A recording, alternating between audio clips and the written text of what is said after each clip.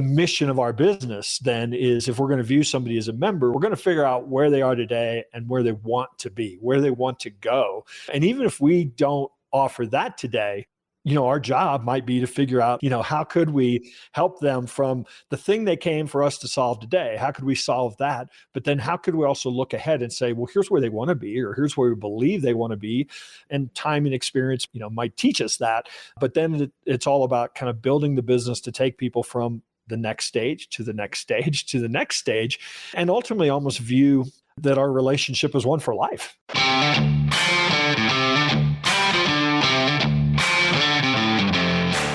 You work hard in your business. On the Profit by Design podcast, we ask the big question.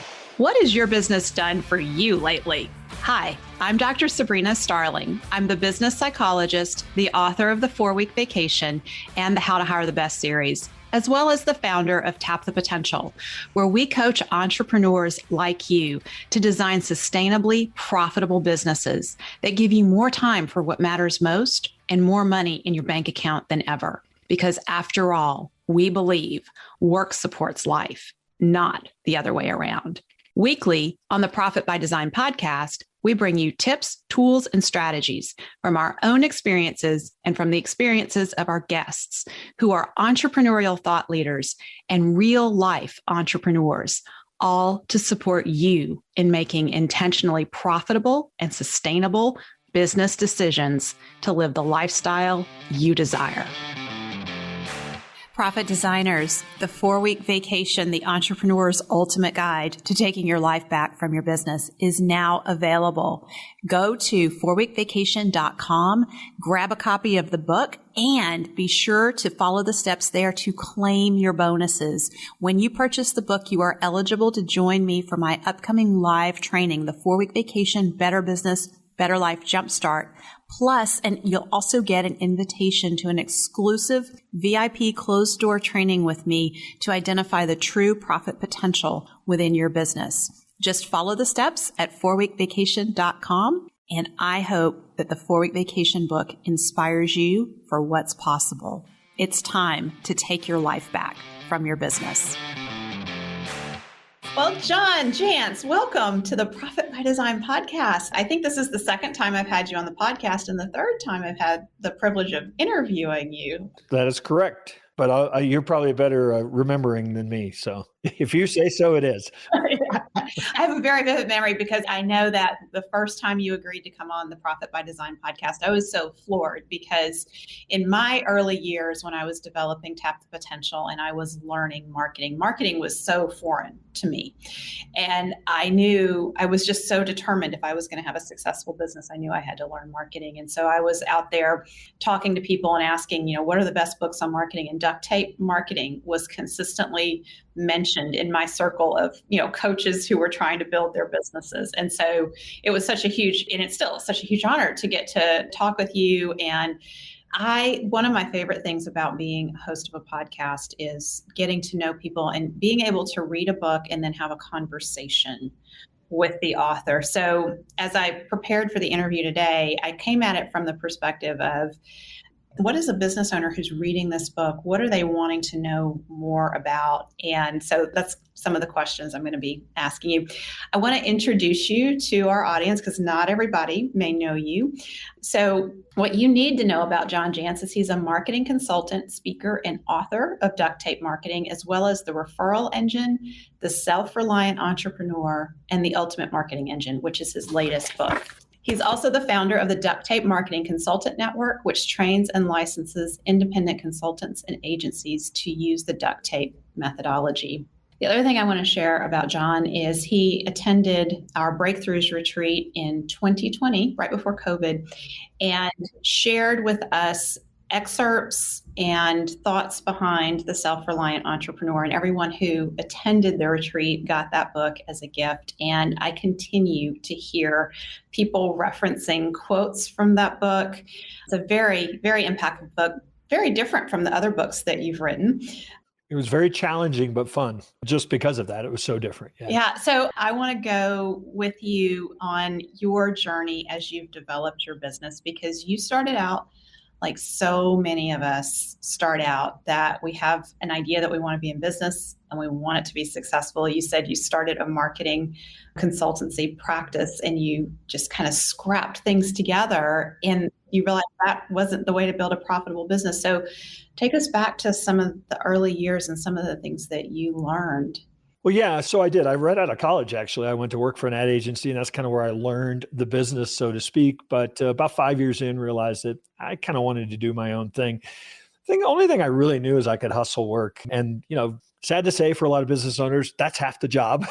And so being able to do that, allowed me to kind of get started and stay in business while I figured out, frankly, what I was going to do, my mark was going to be. I mean, I really kind of went out there and just, like I said, I got big projects, little projects, big companies, little companies, no real plan, but ultimately a plan, if you stick with it, if you're able to be resilient, you stick with it long enough, a plan sometimes presents itself. I got a couple clients that I really loved working with that were traditional, very small businesses. And I really couldn't figure out how to work with them in the way that I had been trained, at least in the traditional sort of agency model. And so one day I just said, look, if I'm going to work with small business owners, here's what I've got to do. I got to be able to walk in and say, look, here's what I'm going to do. Here's what you're going to do. Here are the results we hope to get. And by the way, here's what it costs. Rather than what do you need, it was very much, here's a system that we install and here's what it costs. Do you want it or not? First three people I think I mentioned that to were like, where have you been all my life? It's like, that's, marketing's kind of this crazy thing. We never know what we're getting. We never know what it's going to cost. And so in some ways, in trying to address my frustration, I tapped maybe accidentally into what is, I think still today, maybe increasingly one of the greatest frustrations with many small businesses when it comes to marketing. It's very hard to buy marketing services as a small business. You don't know who to trust. Everybody's selling a piece of the puzzle. There are so many more pieces of the puzzle today than there were 10 years ago. So somebody who said, look, we're going to make order of this. We're going to give you control back of your marketing. We're going to install a system and you're going to know what it costs, was something that was an innovation that I guess whose time had come. And so I built a full practice myself. I did not at that time want to then hire a bunch of consultants and train them in my own business. I wanted to stay lean. I enjoyed kind of that model that we were able to build. I started writing about my ideas online. That was about the time when people were really starting to get their information online. And that started attracting other independent marketing consultants that attract publishers that wanted to publish a yet unknown book called Duct Tape Marketing. And so that was about 2007. And really that's been life's work, is teaching people that marketing is a system and obviously evolving, not that point of view, but evolving the ideas that, come along because we now have, different tools and many changes in the market.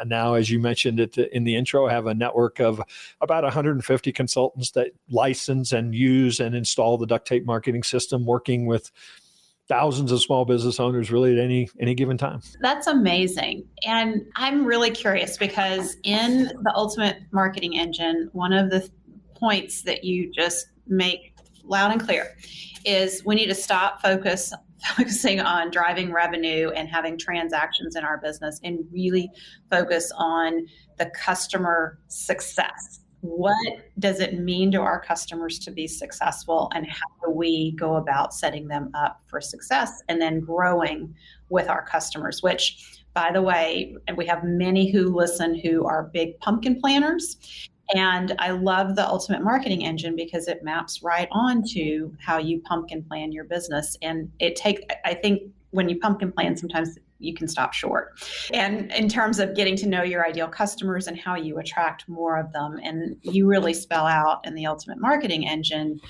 the how-tos for how you attract more of them by getting to know your best customers better and better, what success means to them, and the transformation that you create for them that's meaningful.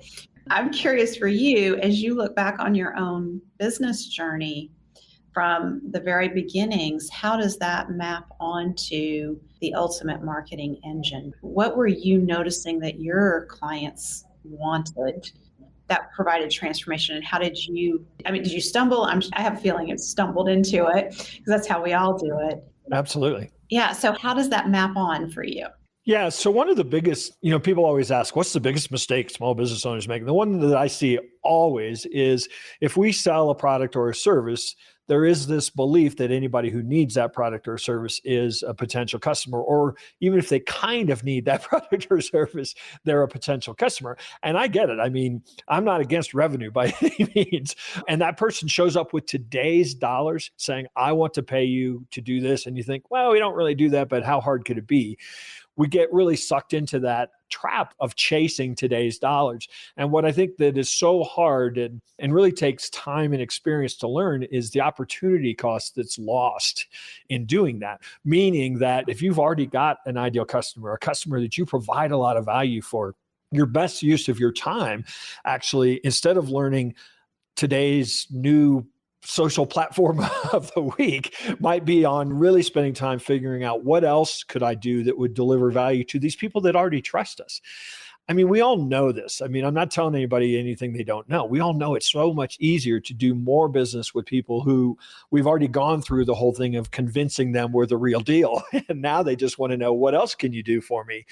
But it's so easy. It happened to me today. I had a company write to me from a software company in Israel that wanted me to do a project that really sounded kind of fun, but it's not our main thing. That's not our main client, but they wanted to throw a bunch of money at me to do it. And that's the hard part, is we have to actually get good at saying, I can pay the bills today, so I don't need to take that money. Obviously, that's one decision. But I also know and have learned that the time and energy and focus that it would take to figure out how to do that piece of business would take me away from something that would actually pay me for years in doing work with my existing clients.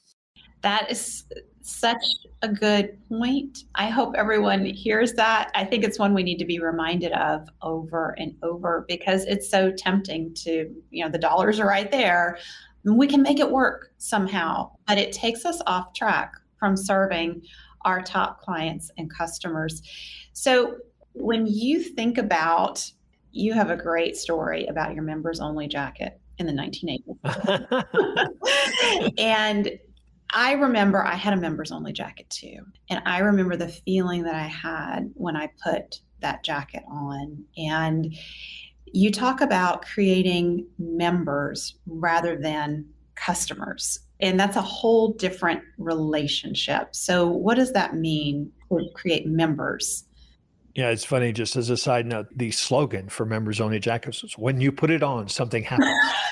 They seeded that, right? That's what we all bought into, right? And then I kind of jokingly say, then I looked around one day and I was a member only. Nobody else was wearing them, right? But I brought that in because it's just a funny story, but it was really to highlight the point of this idea of what if we viewed our customers more like members. And, I spell out, I don't mean a membership model or a subscription model or Costco. I mean, those are all decent business models. I'm really talking about more about a point of view about almost the idea that somebody wouldn't necessarily be a customer, they would join our business because of what they believe that they could get from that. And I think that, the mission of our business then is, if we're going to view somebody as a member, we're going to figure out where they are today and where they want to be, where they want to go. And even if we don't offer that today, our job might be to figure out, how could we help them from the thing they came for us to solve today? How could we solve that? But then how could we also look ahead and say, well, here's where they want to be, or here's where we believe they want to be. And time and experience, might teach us that. But then it's all about kind of building the business to take people from the next stage to the next stage to the next stage, and ultimately almost view that our relationship is one for life, potentially, if we can continue to do that. And I think what that does is it not only allows us to really have a rock solid business that's focused on an ideal customer, I think it actually allows the business to mature and kind of in some ways, have the roadmap spelled out for you as far as where your next move needs to be, what you need to do in order to scale that business. And it's an oversimplification, but it really does come down to then saying, okay, we're going to focus on this small group of ideal customers. And really our growth is not going to be from a line extension or from going into another niche market. It's going to be growing and scaling with our existing best customers. Yeah. And I will say, as one who works with a lot of small business owners, oftentimes there's not capacity to go into another market or to add a different product line. And when we, one of the biggest problems we solve at Tap the Potential is helping business owners take their lives back. And when we really focus on look at the products and services that are in your business that are not profitable, that are actually they might be costing you more money, and give yourself permission to let go some of that good pumpkin planning so that you can focus on those top customers. One of the things that just happens is that feeling of, oh, I'm so much lighter. Our team is so much lighter. So many of the problems and challenges just go away. So on the feeling level, what you're describing, the process that you're describing, is very impactful for a business owner.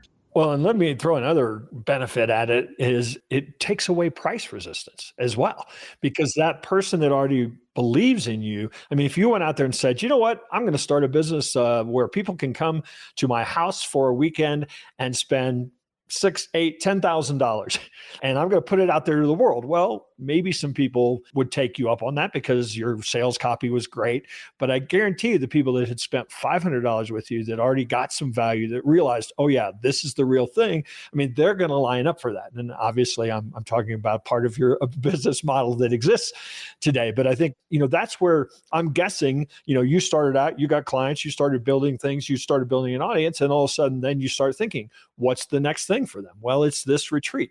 Or what's the next thing for them? Well, it's this mastermind that they're only a part of. I mean, and I think that that's just a brilliant way to really scale a business, because you will have a percentage of those clients that are like, what do you got next for me? And it takes very little explanation and they expect to pay a premium. Yes. So you just nailed it in what you described. And I will share, inside peek into Tap the Potential and how we developed our retreat is it used to be just offered exclusively for our clients that we had at that time it was individual coaching. Now it's groups. And then someone said, I'd like to invite my friend. Can we open it up so that it's available to the public? And then we thought, well, yes, we should make it publicly available. And so for 2 years, we had the retreat that we marketed out there to the public.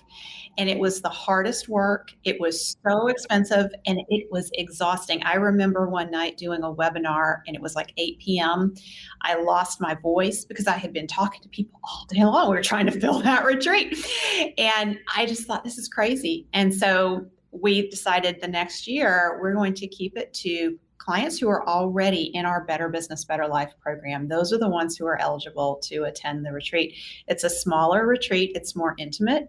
And we have higher quality. The participation and what people get, it's very high quality because of that. But from the business owner side, it's made my life so much easier. So, it's firsthand experience of what you're describing. So, as you wrote the Ultimate Marketing Engine, you wrote it in the middle of COVID. Yeah, I did. When did the idea for the book start, and how did writing it during the height of COVID impact what you share in the book? So I have to be brutally honest. The idea for the book started when a publisher said, we want you to write a book. Here's a contract. Here's your deadline. I mean, let's face it, that's part of writing books. But I really did. I mean, I signed the contract like March 15th, right when we were all starting to go, oh my gosh, is the world ending? And so my first thought was, what a terrible time to write a marketing book. I mean, nobody wants to, I don't want to write about how to market in a time of COVID. I mean, we all got all of those emails and blog posts that everybody saw, like the things to do. And, I was like, nobody wants to read that, especially now. Yeah, we're over it. But what I did see was the impact of being meaningful to your customers, the impact of really being strategic in your marketing as opposed to jumping around those are the businesses that really survived and thrived in many ways, were the ones that were meaningful already in the lives of their customers. So this idea of this tactic obsession that, that everybody in marketing seems to be all about these days was really what I wanted to not write about. And I wanted to write about what I saw happening is sort of a return to being more human, a return to actually being customer customer centric instead of just talking about being customer centric. And so this book is essentially a big fat strategy book in a lot of ways that, I kind of kiddingly say that has a workshop tucked inside it, because I also do give you lots of action steps and lots of things that you can actually go out and do, and even forms and checklists that you can grab at the companion site. But first and foremost, it's really about a long-term point of view and approach. Yeah. And I will say that's what really impressed me when I picked it up and started reading it, because my question was, I wonder how this is going to be different from duct tape marketing or the referral engine, because both books are great. So, what is John going to take on that's different? And I think so much right now we are craving connection with people because we've been socially isolating for a long time, but also because so much of the media out there is kind of the spray and pray approach. You send out an email or you do something virtual. And so what I really think is missing is that personal connection. And how do we bring our marketing down to the personal level and really build relationships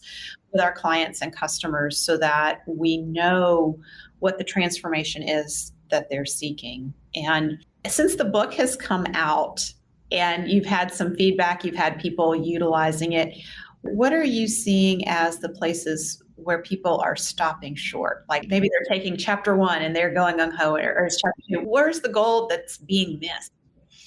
Well, so one of the initial feedback that I've gotten, which is very positive, is that, you're telling us we can do less. We just have to do more useful.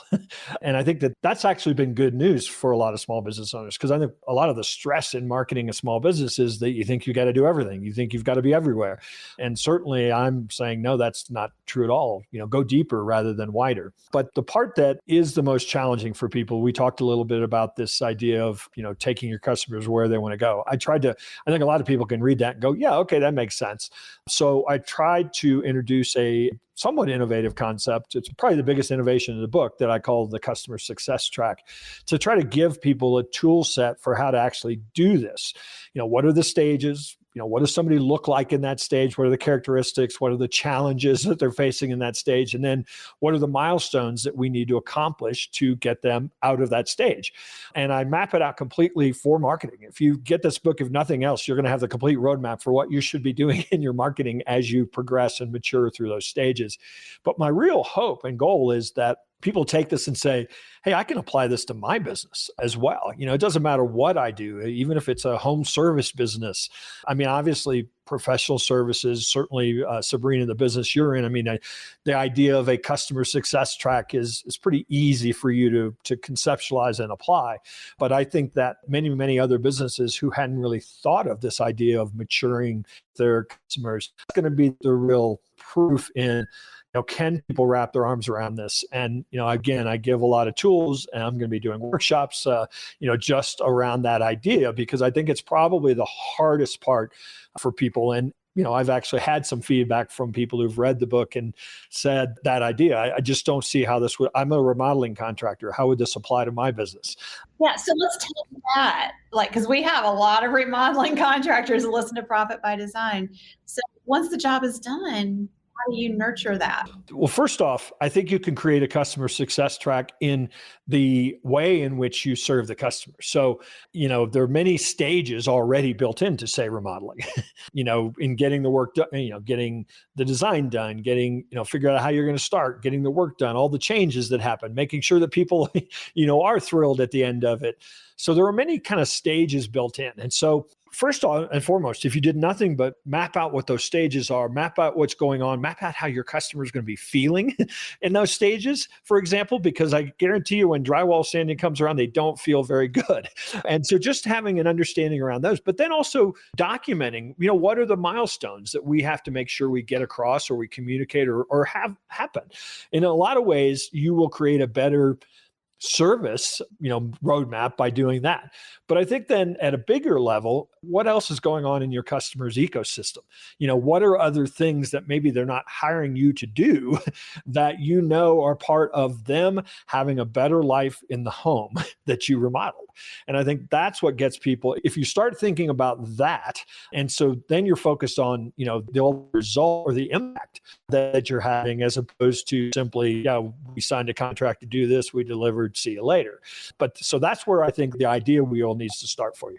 Yeah. And, when I interviewed a lot of contractors for the How to Hire the Best edition, the Director's Ultimate Guide to Attracting Top Performing Employees, what really stood out to me is that there were a number of contractors who were very attuned to, I'm not just remodeling a kitchen. I'm creating a space that a family is going to live in that needs to allow them to do the things that they want to do. And I remember one saying to me, he said, I love to talk with my future clients and just ask them, how do you want to use this space? And I think, there's that opportunity to look at, well, how do you want to use the space right now when your kids are 5 and 7?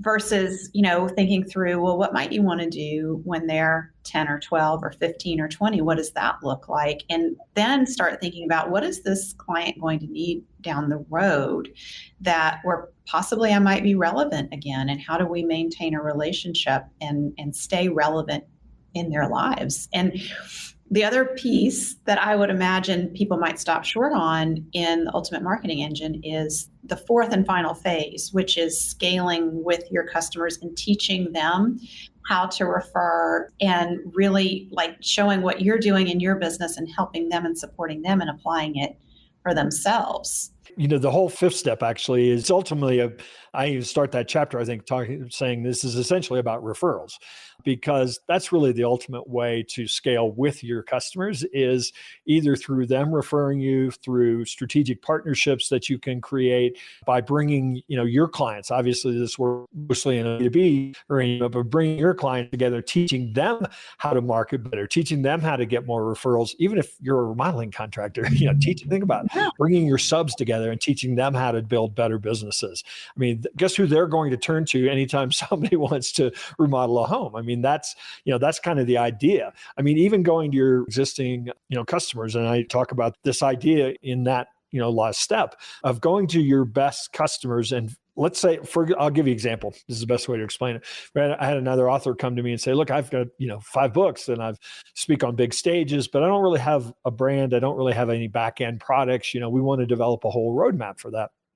So we worked with them to develop that and to kind of spec out what we thought she needed. She, at the time, was also working with an executive coach who was really going to help her build her organization and find the right people and, all the things that, that were about her kind of building and going to the next level with her business. Well, after we did the brand plan for her, I actually asked her if I could reach out to the executive coach, teach him what we had done with her so that he would be more prepared to, better execute on the work he was doing. So my whole intent in doing that was I believe that allowed me to serve her better, and it certainly is going to make him more effective at serving her as well. That was the whole goal in doing it. But since then, he has referred 3 clients to us because it was such an innovative approach. But really, it's rooted in me adding more value to my client. And I think in a lot of cases, when you can use that as your point of view for why you're doing something, that's the happy side effect is referrals. But it's really, I contend that many businesses go, anybody I work with, any business I work with is working with other professionals. So the more I can teach those people, where this business is going, what we're recommending and why, the more prepared the accountant, the lawyer, the banker is going to be to serve that, our mutual client. And in the end, why wouldn't they refer business to me, because that approach is so valuable. And it means the world to the client when those other people in their world are collaborating and connecting and talking to one another and trying to be successful for the client, because that's the ultimate person that's being served by all of them. And there's really very few people linking those together. If you think about it, I mean, we're all working in a vacuum. We might actually be conflicting each other, in what we're telling the clients. So by just getting on the same page from a communication standpoint, everybody wins. Absolutely. One of the points that really stood out to me in the Ultimate Marketing Engine is as you build a relationship from somebody getting to just find out about you to, hey, it sounds like they might be able to solve a problem that I have. Hey, they have a solution. Hey, I want to try this. There's a whole, the map. Okay. There's a psychology where we are in each phase of that map. So like the know, like, trust, and I think you try, buy, and repeat. Okay. Repeat and refer is the final step. Yeah. And refer. Yeah. And so if we are not aware of the psychological need that a prospective client or customer has in a particular phase, we can be completely miscommunicating with them, like missing. It's like talking Spanish to someone who doesn't speak Spanish, and like they're not getting it. So in the know, like, and trust phase, where do we miss the boat? A lot. Well, so just to let people off if they're thinking, oh, I have to know people's psychological needs, that is absolutely what you have to know, but I'll make it simpler. They have different questions. They're asking different things. They're trying to accomplish something different, at each of the phases. So think about it that way. I mean, if somebody isn't even 100% sure of what their problem is, they just know that something's wrong. They have different questions, and those questions have nothing to do with what you sell, probably, right? They have not made that connection. So a lot of where people miss that is we want people to know about us. That's the one everybody gets. Well, yeah, I run ads, I do social media, I do SEO, but then we want to sell people something. And in many cases, there's a couple problems with that. Missing like and trust, or missing like, trust, and try does two things. First off, it turns us into a bit of a commodity. It's like, oh, I saw your ad, you sell this thing. Okay, I have no way to assess whether or not that's a good value. I'm going to shop around price-wise. So we haven't shown them how we're different. It also has a tendency to not allow us to attract ideal customers. In many cases, I teach somebody how to be an ideal customer. I teach them why they need strategy before tactics. I teach them what a marketing system is going to bring to them before I ever start saying, oh, by the way, we have the perfect marketing system for you. So by the time somebody goes through those stages, and again, I'm not in total control of how they go through those stages, but as long as we're addressing what we believe the questions and challenges and objectives are at each of those stages, people are going to eventually kind of move through those. And by the time they get to the point where they say, hey, I want a consultation or I want to meet with you, there's a good deal of education on that in many cases has them expecting to pay a premium to work with us, but also to see us as a trusted advisor. That, there's nothing worse than a consultant showing up and saying, what do you need? Because here's the thing, they don't know what they need, right? They just know where it hurts, And so, we have to be the one that prescribes, here's the problem you're having, here's why you're having it, here's what your world could look like if you didn't have it. And by the way, now it's time to present to you my lovely, package solution, because you fully understand, how we're going to work and why that's in your best interest to work that way.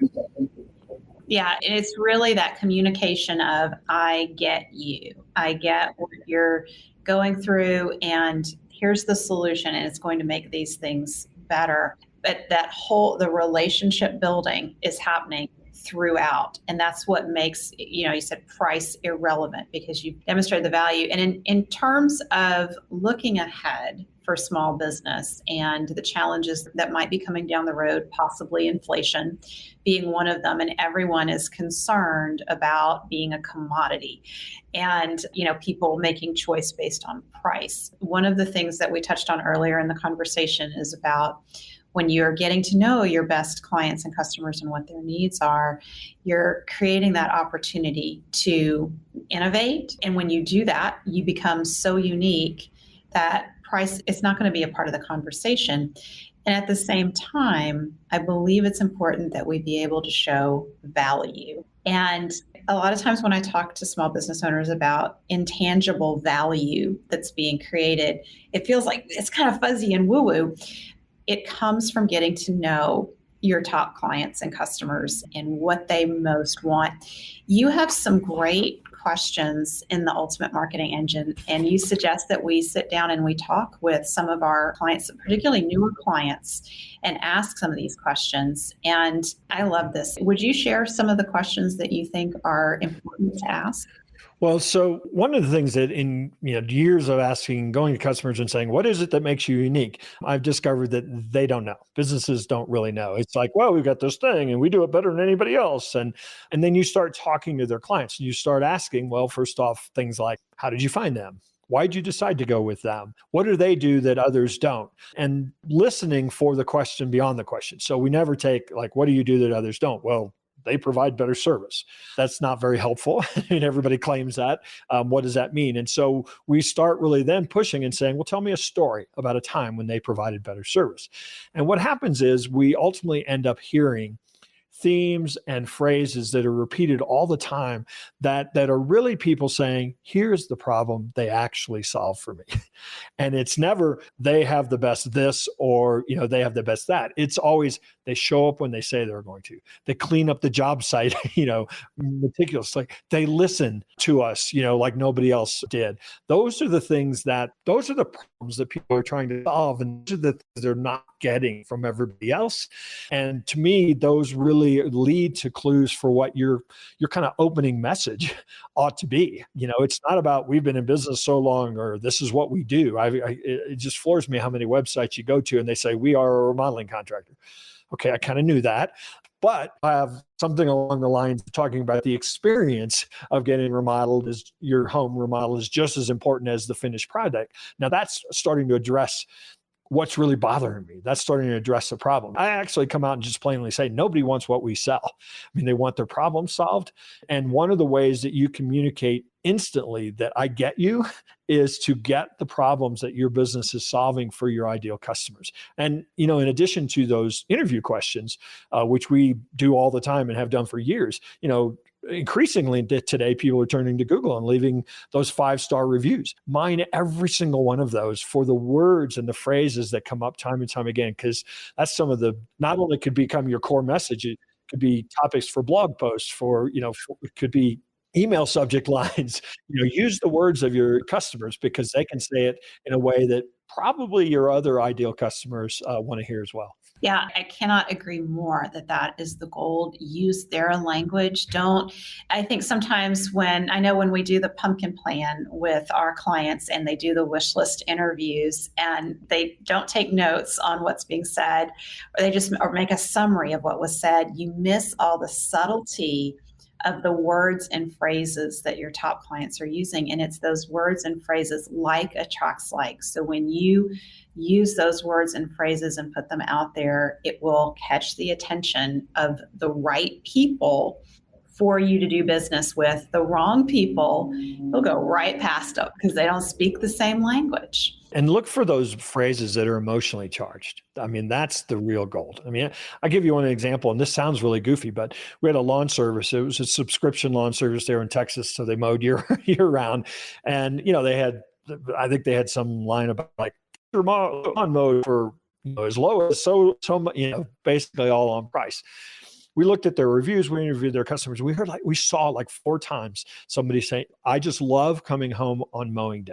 And again, that may not sound like much of a core message, but if you think about it, their best customers were basically saying, I can trust them. I can rely on this. I'm not always getting that feeling, from everybody else that I do business with. Mm-hmm. And so it was the ability to take something that sounded so far out in left field and really create a differentiator that was emotionally charged. Yeah, I immediately had a feeling and thinking about myself coming home on mowing day and what that must be like to drive up in your driveway and your yard looks great. And, you're just ready to relax Well, and their best customers were dual income, households and things that, they wanted that convenience. They wanted to be able to rely on something for once, happening. And so it changed the entire sort of positioning, of their company by just reading the words that their best customers were actually telling. Yes. And I also want to say one of the mistakes that I see business owners make around this is when you read through your customer reviews, or if you interviewed and you're reading the transcripts, you will see things that your customers say, and they're so much a part of who you are and how you just naturally do business. You'll take it for granted. You'll say, yeah, of course we do this. What's the big deal? Yeah, that's mom told me how to treat people. Exactly. But that is your biggest opportunity to differentiate. They're commenting on it because somebody else didn't do it for them. It matters to them that you did it. So don't take that stuff for granted. Pull it out and really look at how do we use this to attract more of the right customers. John, this has been a really fun interview. I'm honored that I've gotten to read the book now twice. I've given it to our team members. I highly recommend small business owners, particularly if you're pumpkin planning your business, and I know many of our listeners are. This is a great book to accompany that. If you haven't started pumpkin planning your business, I encourage you to read this book and read The Ultimate Marketing Engine, because it is going to help you really start to think in the direction of, if I want to grow and I want my customers to succeed, what are my opportunities to succeed as my customers grow and as I help them grow and achieve what they want? So thank you so much for being with us, John. Any final words before we wrap up? Well, I just remind people that they can find the book, of course, anywhere you buy books, but you also want to look at it a little more. It's just theultimatemarketingengine.com. And one of the things you will find when you do acquire the book is that every chapter comes with a companion site where you can have 3 or 4 resources. So I have the checklist and the tools. This is something we do every day. This is not just something that I thought was a good idea to write about. And so we've developed a lot of tools that we use with our clients, and you're going to get them all free. Yeah, there are so many tools that come with the book, but they're simple, and it's a progressive. When you start at the beginning, it really is like a workshop. It just takes you right through all the way. So thank you so much for your generosity in creating that, because it's one thing to read a book, but to apply it and have the author guiding you with the tools is incredible. So yes, that's my goal. Thanks, Serene. Yeah. See you later, John. Thank you for spending time with us today. Join our conversation in the Entrepreneurs Take Your Life Back Facebook community at tapthepotential.com/group. Share your aha moments from today's episode, ask me questions, and join in on the fun with your fellow entrepreneurs on the journey to designing sustainably profitable businesses that give you more time for what matters most and more money in your bank account than ever. And finally, share today's episode with a friend if you know a friend who would enjoy it. This is real life business. Keep your chin up, keep moving forward. You got this.